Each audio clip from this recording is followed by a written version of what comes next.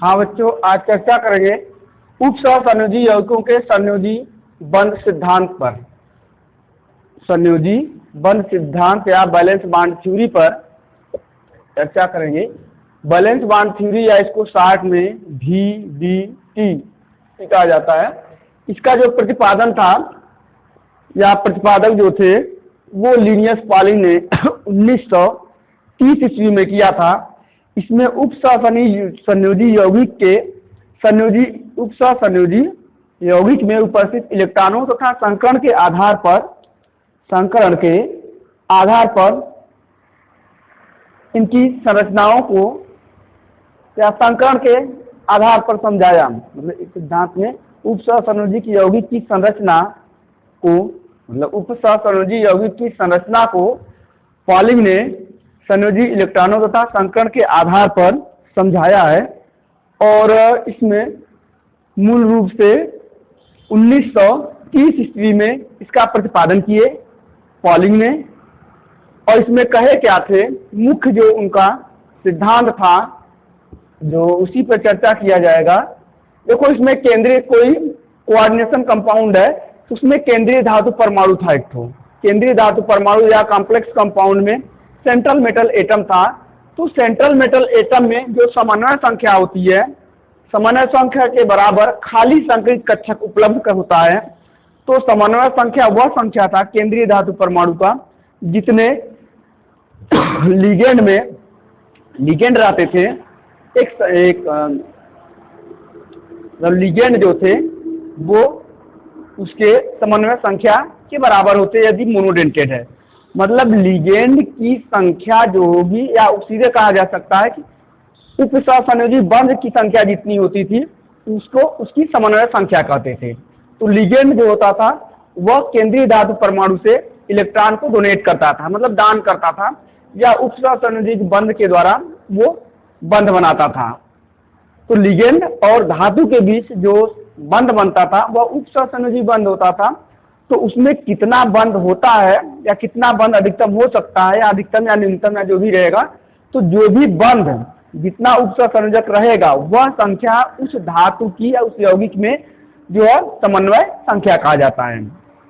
तो समन्वय संख्या किसी भी कोऑर्डिनेशन कंपाउंड में वह संख्या होती है जो धातु से उपसहसंयोजी बंध द्वारा लिगेंड जुड़ा होता है। मतलब सीधे सीधे कहा जा सकता है कि उपसहसंयोजी बंधों की संख्या जो होगा वह संख्या उसका समन्वय संख्या कहा जाता है। समन्वय संख्या जो होगा धातु और लिगेंड के मध्य बनने वाले उपसहसंयोजक बंधों के संख्या के बराबर होता है, या संख्या को कहते हैं। तो अब यहाँ पे देखना है, केंद्रीय धातु परमाणु अपनी समन्वय संख्या के बराबर खाली संकरित कक्षक उपलब्ध कराता है। जो संकरित कक्षक होंगे वह उसके समन्वय संख्या के बराबर होते हैं। और उपसहसंयोजी बंध बनने में संकरित कक्षक, उपसहसंयोजी जब बंध बनता था तो उसमें जो लिगेंड होते हैं इलेक्ट्रॉन देते हैं या इलेक्ट्रॉन दाता का कार्य करते हैं, और जो सेंट्रल मेटल एटम होता है वह इलेक्ट्रॉन ग्राही का कार्य करता है। और केंद्रीय धातु परमाणु जो है, केंद्रीय धातु परमाणु में N-1D, NS, N-1D, NS, NP व ND कक्षक का उपयोग जो है संकरण में करता है, या संकरण में इसका उपयोग होता है। उपयोग में क्या मिलेगा, आपका Y कक्षक होगा, Y कक्षक में S, P, D होगा, और Y कक्षक से एक अंदर वाला कक्षक, मतलब सबसे बाहरी कक्षक अगर N हो गया तो N-1 जो अंतर कक्षक होगा वो संकरण में इसमें भाग लेता है। और इसमें संयोजी कोष में उपस्थित लोन पेयर इलेक्ट्रॉन जो होते हैं, संयोजी कोष में उपस्थित लोन पेयर इलेक्ट्रॉन बंध बनाने में भाग नहीं लेते। इसमें बंध बनाने में भाग कौन लेगा, जो लिगेंड होगा वो लिगेंड का। और जटिल अणु या आयन के पास अगर अयुग्मित इलेक्ट्रॉन है, अगर जटिल अणु या आयन में अयुग्मित इलेक्ट्रॉन है तो चुंबकीय गुण में वह अनुचुंबकीय या पैरामैग्नेटिक कैरेक्टर को शो करेगा, या पैरामैग्नेटिक को प्रदर्शित करेगा। और यदि यौगिक या केंद्रीय धातु परमाणु में या आपका जो जटिल अणु है उसमें युग्मित इलेक्ट्रॉन, सभी इलेक्ट्रॉन युग्म में जोड़े में है, तो उसे प्रतिचुंबकीय डाईमैग्नेटिक गुण प्रदर्शित करता है। अनुचुंबकीय जब सिंगल इलेक्ट्रॉन कहीं पर भी रहेगा, एक कम से कम एक ठो, तब वह अनुचुंबकीय चुंबकीय गुण को प्रदर्शित करेगा। अगर सभी इलेक्ट्रॉन युग्मित है तो वह प्रतिचुंबकीय को प्रदर्शित करता है, डाईमैग्नेटिक गुण को व्यक्त करता है। तो अनुचुंबकीय और या डाईमैग्नेटिक करैक्टर और पैरामैग्नेटिक करैक्टर जो होता है वह पीछे जो पढ़ा गया था उसी के आधार पे है। अगर इलेक्ट्रॉन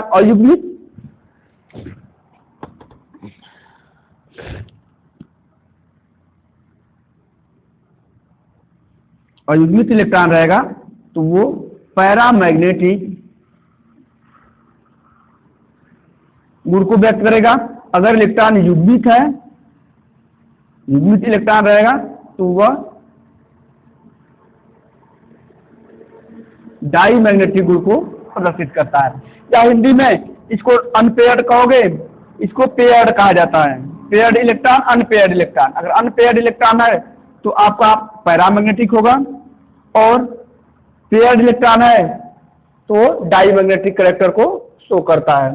और प्रबल लिगेंड जैसे मान लो साइनाइड है, कार्बोनिल है, संयोजी इलेक्ट्रॉन जो होते हैं वो हुंड के नियम के विरुद्ध इलेक्ट्रॉन को युग्मित करते हैं। युग्मित करते हुंड के नियम के विरुद्ध जो है चक्रण करेंगे,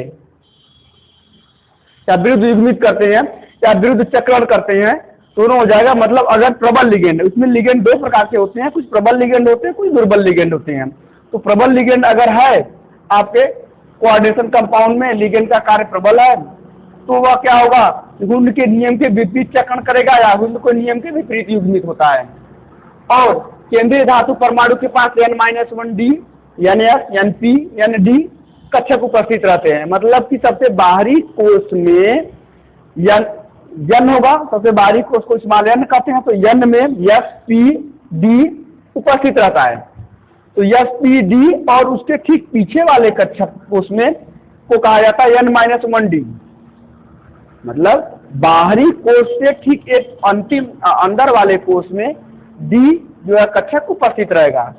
तो सबसे बाहरी कोश का Sp,D और सबसे बाहरी के एक अंदर कोश में आपको मिलेगा D, तो उसे कहते हैं N-1d, और Ns, Np, Nd कक्षक इसमें उपस्थित रहेंगे। सबसे बाहर वाला N हो गया तो N-1 हो जाता है। यदि संक्रमण में N-1d मतलब अंतः कक्षक N-1d कक्षक का उपयोग हो रहा है, या उसके कक्षक भरे जा रहे हैं इलेक्ट्रॉनों से, या उसके कक्षक का उपयोग होगा N-d कक्षक के, तो जो जटिल यौगिक बनता है उसको कहा जाता है अंतः कक्षक जटिल यौगिक। मतलब बाहरी कोश से भीतर वाले कोश का, बाहरी कोश में जो कक्षक उपस्थित है उसके अंदर वाले कोश के कक्षक अगर D भाग ले, मतलब अंदर वाला कक्षक अगर भाग ले रहा है संक्रमण में, तो उसे अंतः कक्षक जटिल यौगिक कहोगे। यदि बाहर वाला केवल कोश का कक्षक भाग ले रहा है तो उसे कहेंगे बाह्य जटिल कक्षक, बाह्य जटिल, या नहीं बाह्य जटिल नहीं, बाह्य कक्षक जटिल यौगिक। मतलब सीधे सीधे ऐसे देखा जा सकता है कि N-1d, Ns, Np, Nd, Sp, Np, Nd ये आपका कक्षक रहेगा जटिल यौगिकों में। तो सेंट्रल मेटल एटम में रहेगा केंद्रीय धातु परमाणु में। अगर इनका उपयोग हो रहा है, इन सब का उपयोग हुआ या मूल रूप से इसका उपयोग हुआ, तो ये बाह्य कक्षक जटिल यौगिक कहोगे। और इसका उपयोग होगा तो इसे कहेंगे अंतः कक्षक जटिल यौगिक। तो सबसे बाहरी वाले कक्षकों का उपयोग हो रहा है संक्रमण में, तो उसे बाह्य कक्षक जटिल यौगिक कहोगे। अंदर वाले N-1d वाला कक्षक का उपयोग हो रहा है, उसे कहा जाएगा अंतः कक्षक जटिल यौगिक। तो ये है इसमें। और उसमें संक्रमण में N हाँ देखो यही है आपका केंद्रीय धातु परमाणु के पास n-1d NS NP ND उपस्थित रहता है। यदि n-1d कक्षक का उपयोग कर रहे हो तो उसे अंतः कक्षक जटिल यौगिक कहा जाएगा। और यदि संकरण में ND कक्षक का भाग लेते हैं या उपयोग हो रहा है तो उसे कहा जाएगा बाह्य कक्षक जटिल यौगिक। अंतः कक्षक जो होगा हुंड के नियम के विपरीत चक्रण करता है, इसे न्यून के कारण उसमें न्यून चक्रण जटिल यौगिक भी कहा जाता है। और वाय चक्रण जो होता है या वाय कक्षक होगा हुंड के नियमानुसार लगभग चक्रण होता है, या इसमें अंतः चक्रण में जो है हुंड के नियम के विपरीत चक्रण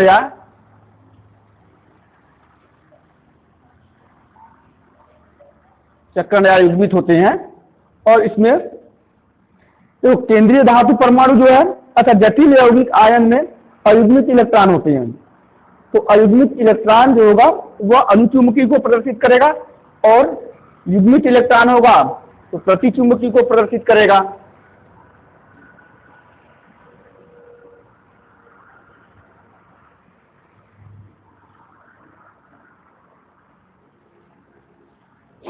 और ये जो होता है वाय कक्षक जो होता है वाय कक्षक जटिल यौगिक, ये उच्च चक्रण उच्च चक्रण जटिल उच्च चक्रण जटिल यौगिक कहते हैं इनको। इसमें जैसे कुछ एग्जाम्पल है।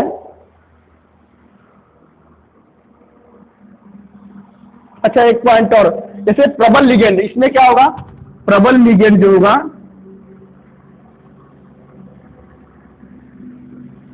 वो अंतः कक्षक जटिल यौगिक में समानता होता है। और दुर्बल लिगेंड जो होगा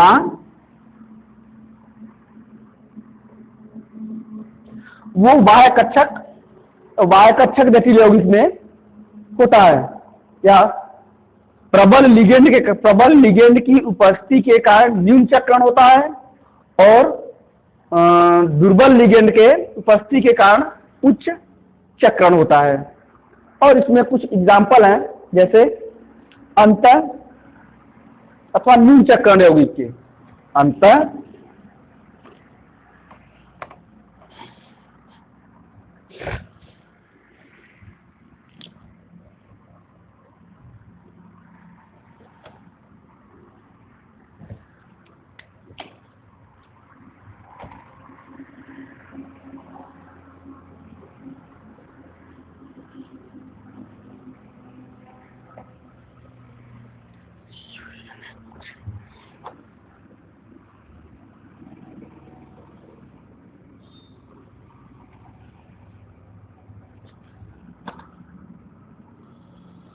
जैसे ये क्या है आपका अंतः कक्षक जटिल यौगिक है, इनके डी का उपयोग किया जाएगा।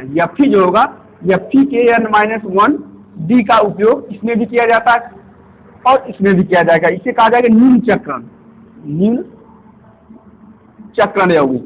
इसमें साइनाइड जो है ये यहाँ पे बाध्यता प्रबल लिगेंड का कार्य कर रहे हैं। और वाय चक्रण में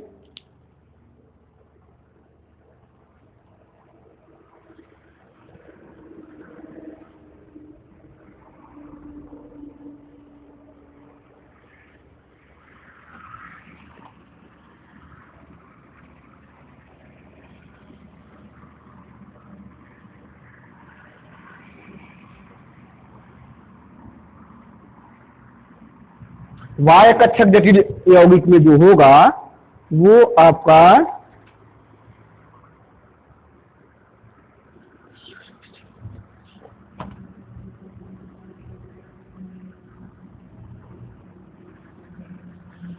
COF6 ये क्या होगा आपका वाय चक्रण होगा।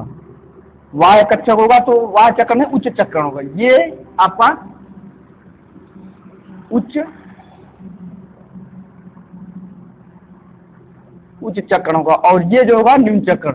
इसमें जो उपयोग किया गया 3 नहीं एन डी का उपयोग किया हुआ होगा इसमें, और इसमें क्या उपयोग किया गया है n-1d का। n- मतलब अंतः कक्षक है, अंतः कक्षक में n-1d का उपयोग किया जाता है, और वाह्य कक्षक में NSPD, मतलब मूल रूप से d देखोगे तो d जो है वाह्यतम कोश को वाह्यतम कोश के d कक्षक का उपयोग किया जाता है।